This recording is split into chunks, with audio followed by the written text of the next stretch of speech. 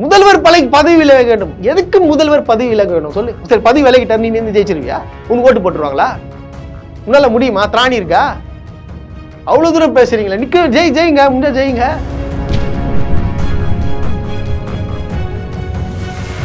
ஆக்சுவலா பாத்தீங்கன்னா இதுக்கு முன்னாடி ஒரு பேட்டி கொடுத்துருப்பாரு அன்புமணி ராமதாஸ் அவர்கள். வந்து என்ன சொல்லியிருப்பாருன்னு பாத்தீங்கன்னா, இந்த மாதிரி வந்து தொண்டர்கள்லாம் வந்து பயங்கர கொதிப்புல இருக்கு, என்னால கட்டே படுத்த முடியாம ஆயிடும் அப்படின்னு சொல்லிட்டு முன்னாடியே ஸ்டேட்மெண்ட் கொடுத்துட்டாரு.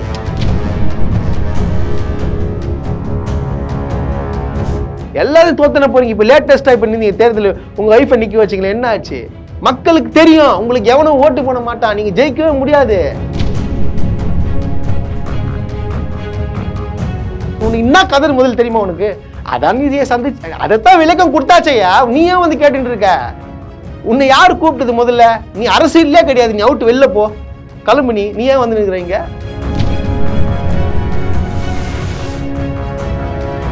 நீங்க வந்து சம்பந்தமே இல்லாம பிக் பாஸ் எல்லாம் பார்த்துட்டு அந்த ஓவியாக்கு போட்ட ஓட்டு இருந்து போட்டு கண்டிப்பா நான் முதலமைச்சர் ஆகும் சொன்ன ஆள் தான் நீங்களா?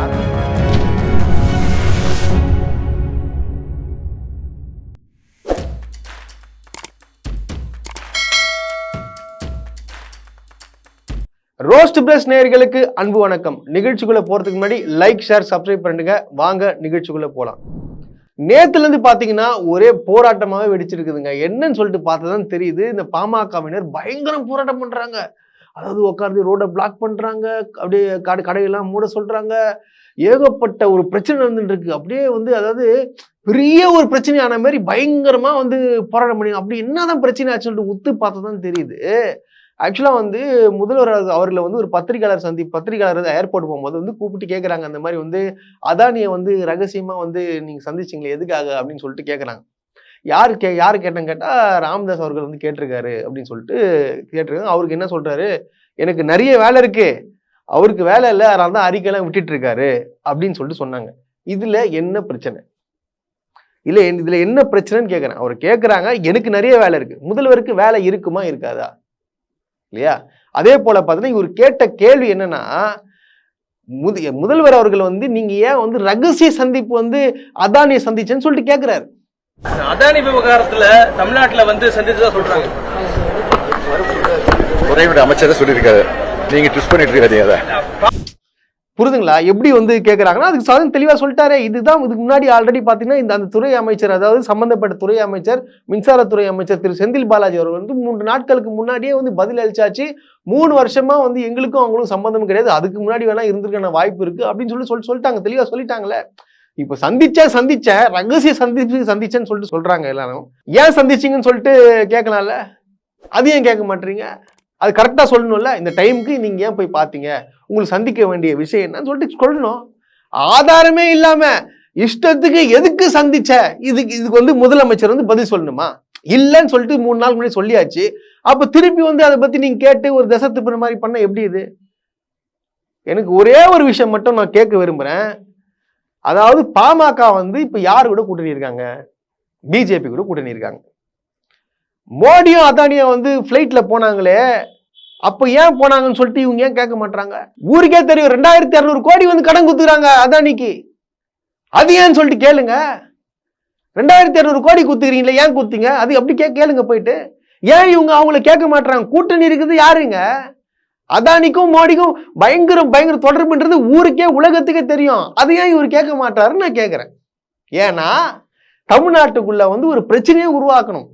ஸோ இவங்க பாமக பார்த்தீங்கன்னு வச்சுக்கலாம், அவங்க என்ன பண்ணுறாங்கன்னா, இவங்க மட்டும் நல்லா வீட்டில் உட்காரிப்பாங்க, நல்லா படித்து வளருவாங்க. ஆனால் மற்ற சுற்றி இருக்கிறவங்களாம் வந்து ஒரு கலவரம் பண்ணுறதுக்கும் அது பண்ணுறதுக்கும் படிக்க விடாமல் இந்த மாதிரி விஷயத்தில் வந்து ஈடுபாடு வைக்கிறாங்க.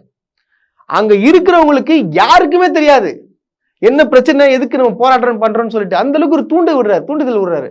ஆக்சுவலாக பார்த்தீங்கன்னா இதுக்கு முன்னாடி ஒரு பேட்டி கொடுத்துருப்பாரு அன்புமணி ராமதாஸ் அவர்கள். வந்து என்ன சொல்லியிருப்பாருன்னு பார்த்தீங்கன்னா, இந்த மாதிரி வந்து தொண்டர்கள்லாம் வந்து பயங்கரம் கொதிப்புல இருக்கு, என்னால கட்டே படுத்த முடியாம ஆயிடும் அப்படின்னு சொல்லிட்டு முன்னாடியே ஸ்டேட்மெண்ட் கொடுத்துட்டாரு. அதுக்கப்புறம் பார்த்தோன்னா இந்த பிரச்சனை வருதுன்னா அப்ப யார் தூண்டுதலின் பேரை வந்து இந்த மாதிரி பண்ணிட்டு இருக்கீங்க? சார், வயது உள்ள ஐயா, நீ 45 வயது பொது வாழ்க்கையில் ஈடுபட்ட ஐயாவை இன்னைக்கு அசிங்கப்படுத்தி அவமானப்படுத்தி இருக்கின்றார். எங்க கட்சிக்கார தொண்டர்கள் கொந்தளிப்பா இருக்கிறாங்க. நான் கேட்கிறேன், ஒரு வார்த்தை உங்களுக்கு வேற அவருக்கு வேற வேலை இல்லை, அதனால வந்து அறிக்கை விடுறாருன்னு சொல்றேன். இது வந்து பெரிய பிரச்சனையா சொல்றேன். நீங்க முதலமைச்சர் நேத்து மேடை போட்டு ஒருத்தன் கேட்கிறான், தத்தின்றான், அவருக்கு படிக்க தெரியலன்றான், துண்டு சீட்டுன்றான், அவ்வளவு கேவலப்படுத்தி பேசுறான் ஒரு முதலமைச்சர், தமிழ்நாட்டுடைய முதலமைச்சர். முந்தம் 1ஆம் நம்பர் முந்தம். துண்டு சீட்டு இல்லாதவனால பேச முடியுமா? துண்டு சீட்டு இல்லாத பேச முடியாது. இன்னொரு விஷயம், அந்த துண்டு சீட்டுல இருக்கிறதே ஒழுங்கா பேச முடியாது. அப்போ இதெல்லாம் யாரும் கேட்க மாட்டாங்களா? என்ன அப்படி கேட்கிறாரு? தமிழ்நாட்டுக்கு நாங்க பண்ணதை விட நீ என்ன பண்ண? முதல்ல உங்களால முடிஞ்சா தனித்து நின்று ஜெயிக்க முடியுமா? 2016 என்ன சொன்னீங்க? மாற்றம் முன்னேற்றம் அன்புமணி. என்ன மாற்றம் முன்னேற்றம்? மாற்றம் முன்னேற்றம் ஆச்சா? எந்த தொகுதியில் டெபாசிட் வாங்கினீங்க நீங்க முதல்ல? அதுக்கு ஒரு திருப்பி எதிர்த்து 2019 போட்டி போட்டீங்க. அப்புறம் கதி என்ன ஆச்சு? எல்லாரும் தோத்தன போறீங்க. இப்ப லேட்டஸ்டா இப்ப நீங்க தேர்தல் உங்க வைஃபை நிக்க வச்சீங்களா, என்ன ஆச்சு? மக்களுக்கு தெரியும் உங்களுக்கு எவனும் ஓட்டு போட மாட்டான், நீங்க ஜெயிக்கவே முடியாது. நீங்க தேர்தலில் நிக்கிறதுக்கு காரணம் என்னன்னா கூட்டணி கிட்ட காசு வாங்குறதுங்க. அதுதாங்க ரெடி பண்ணிட்டு இருக்கீங்க. இப்ப நீங்க எதுக்கு இவ்வளவு போராட்டம் பண்றீங்க? எலெக்ஷன் வரப்போகுது, நெருங்குது, எங்களுக்கும் கூட்டம் இருக்குது, எங்களுக்கும் பவர் இருக்குதுன்னு சொல்லிட்டு காட்டி என்ன பண்றீங்க? அதாவது கூட்டணி வைக்க போற கட்சிக்கிட்டு எப்பயும் பேரம் பேச ஆரம்பிச்சிட்டீங்க. போன வாட்டி நம்ம 400 கோடி வாங்கணும், இந்த வாட்டி டார்கெட் 600 to 1000 போடணும்னு சொல்லிட்டு பிளான் பண்ணி பண்றது. இது யார் தூண்டுதல் பேரு? இது ஒரு பிரச்சனையாது. முதல்வர் பதவி விலக வேண்டும். எதுக்கு முதல்வர் பதவி விலக வேண்டும் சொல்லு? சரி, பதவி விலகிட்டார், நீ நின்று ஜெயிச்சிருவியா? உனக்கு ஓட்டு போட்டுருவாங்களா? உன்னால முடியுமா? திராணி இருக்கா? அவ்வளவு தூரம் பேசுறீங்களா? ஜெயிங்க, முடிஞ்சா ஜெயிங்க. இப்ப எதுக்கு இந்த பிரச்சனை?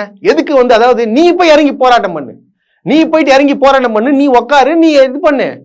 அதை விட்டு தொண்டர்களை, உங்க நம்பி தொண்டர்கள் எதுவுமே தெரியாத தொண்டர்களை போயிட்டு ரோட்ல நிக்க வச்சு இந்த மாதிரி அவங்களுக்கு பிரச்சனைக்குள்ள மாட்டி அரெஸ்ட் பண்ணிட்டு போயிட்டாங்களே, அவங்களுக்கு யார் பதில் சொல்லுவா? அப்போ உங்க குடும்பம், அதாவது உங்க அரசியல் ஆதாயத்துக்காக மத்த தொண்டர்களை யூஸ் பண்ணி அவங்க வாழ்க்கையை வேஸ்ட் பண்றீங்க. இதுதான் காலங்காலமா நடந்துட்டு இருக்கு உங்க கட்சியில. நீங்க என்ன நல்லது பண்ணீங்க? ஒண்ணுமே கிடையாது. மத்திய அமைச்சர் ஆனீங்களே, யார் பீரியட்ல ஆனீங்க? யார் உங்களை ஆக்குந்து? அதெல்லாம் யோசிக்க மாட்டீங்களா? இதெல்லாம் என்னங்க பேச்சு? இதெல்லாம் சும்மா ஏதாச்சும் இப்ப முதலமைச்சரை பத்தி இப்ப நல்ல விஷயங்கள் போயிட்டு இருக்கு, இதை நம்ம மடை மாத்தணும், அதுக்காக இந்த மாதிரிலாம் பேசுறீங்க.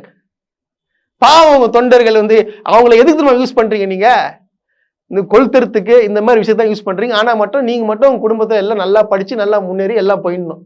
மத்தவங்க எல்லாம் இந்த மாதிரி பிரச்சனை பண்ணிட்டு ஜெயிலுக்கு போகணும்.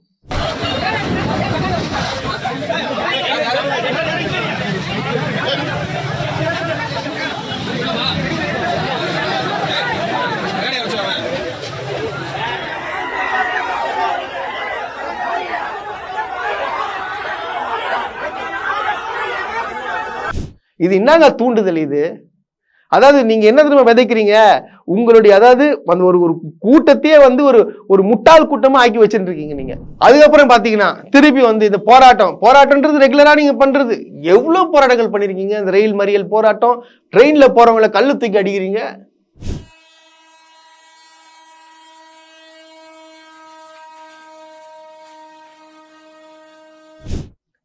இது போராட்டம்? இது என்னது? இது பிரச்சனை பண்ணி கலவரத்தை தூண்டுறதில்ல. இது எவனும் நிம்மதியா இருக்கக்கூடாது அப்படின்ற ஒரே நோக்கம் தான் உங்களுக்கு. மக்கள் நல்லா இருக்கணும்ன்றதுக்காக நீங்க பண்ண இந்த மாதிரி பண்ண மாட்டீங்க. நீங்க இது ஒரு விஷயமே கிடையாது. இந்த மாதிரி உங்களுக்கு மனசு புண்பட்டுருச்சுன்னா நீங்க என்ன பண்ணா, நீங்க முதலமைச்சர் டைரக்டா போன் பண்ணி நீங்க கேட்டு பேசலாமே. நீங்க ஏன் அவர் உங்ககிட்ட பேச மாட்டாரா? ஏன் உங்களுக்கு போன் பண்ணா அவர் பேச மாட்டாரா? உங்களுக்கு எத்தனை வாட்டி இப்ப கூட சந்திச்சிருக்காரு? மறந்துட்டீங்களா எல்லாத்தையுமே?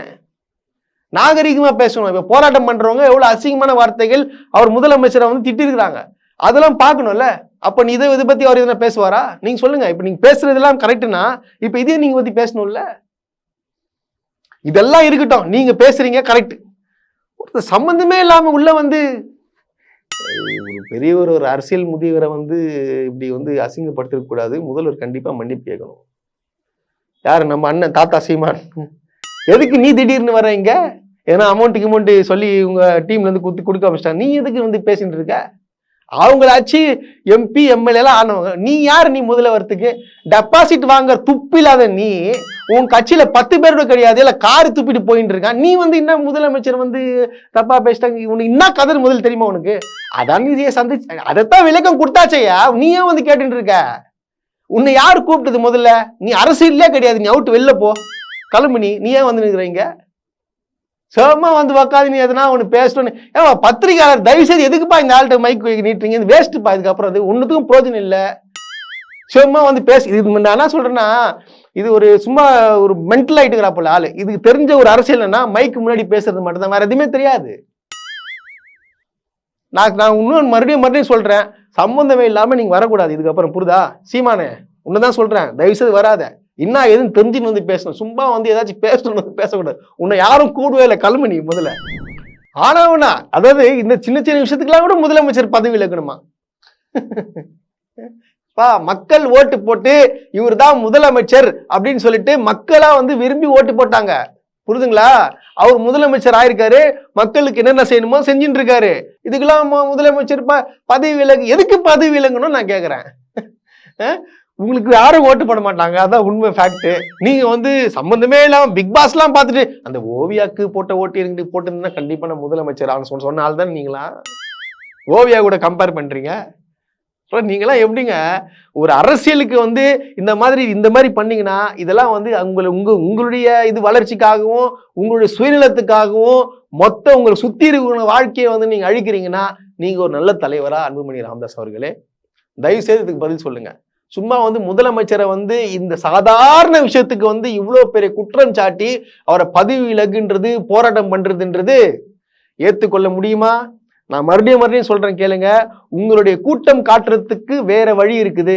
அதுக்கு இந்த மாதிரி ஒரு சின்ன விஷயத்த வந்து நீங்க பேசி ஒண்ணுமே இல்லாத விஷயத்த பேசி நீங்க தான் வந்து உங்களுடைய தந்தை திரு ராமதாஸ் அவர்களை அசிங்கப்படுத்துறதுக்கு காரணம் நீங்க தான் பண்ணிட்டு இருக்கீங்க. அவரை முஞ்சி போன விஷயத்த வந்து திரும்பி தூண்டுதல் பேர்ல வந்து இதை பெருசாக்கி, அதாவது அவர் மனசை புண்படுத்துறீங்க. நீங்க அவர் காயப்படுறாரு, அதாவது உங்கள் தந்தை காயப்படுறாரு. ஒண்ணுமே இல்லாத விஷயத்துல அவரை வந்து ரொம்ப கஷ்டப்படுறது நீங்க தான், முதலமைச்சர் பண்ணல. இந்த மாதிரி எல்லாம் சீப்பா அரசியல விட்டுருங்க. இதெல்லாம் வந்து ஒரு கூட்டத்தை வந்து நல்லா சேர்க்குறீங்களா, ஒரு நல்ல விஷயத்துக்காக பயன்படுத்துங்க. அதை தவிர வந்து இந்த மாதிரியான விஷயங்களை வந்து தயவு செய்து விட்டுருங்க.